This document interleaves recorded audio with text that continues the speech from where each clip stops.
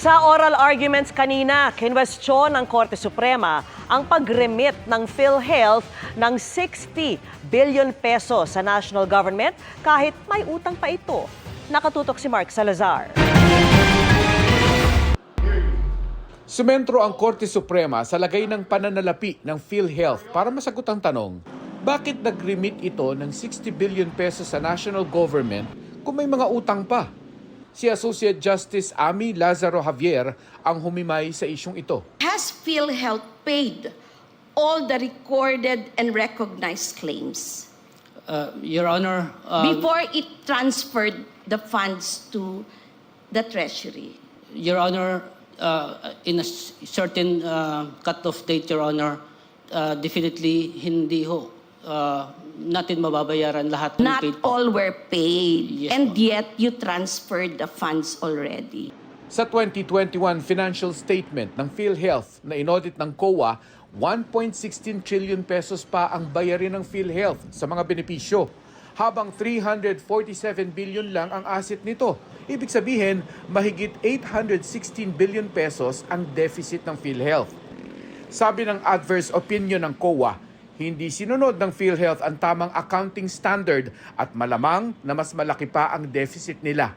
Financial statements do not present fairly the financial position of PhilHealth. In short, the negative equity of PhilHealth may be way more than 816 billion pesos. Even if you double up your assets, they're not enough to pay off your liabilities. Unti-unti namang bumaba ang deficit hanggang sa 26 billion pesos na lang noong 2022. Pero deficit pa rin. From these assets, the law requires PhilHealth to set aside a portion called reserve funds, precisely to cover payments for the claims of beneficiaries. And that portion has to be used exclusively for the claims, to pay the claims of the beneficiaries. And if there is an excess, then additional programs should be set up. And if there is still an excess in the excess, then investment may be made. Pero sabi ng PhilHealth, hindi naman sabay-sabay babayaran ng mga utang. Kayaan niya itong punan ng mga makukolektang direct contribution ng mga miyembro. Requirement of the law, Your Honor, particularly in Section 11, reserve fund for a maximum of 2 years, Your Honor. Is the reserve funds just in paper? Are you not supposed to reserve real money? You cannot predict when people get sick.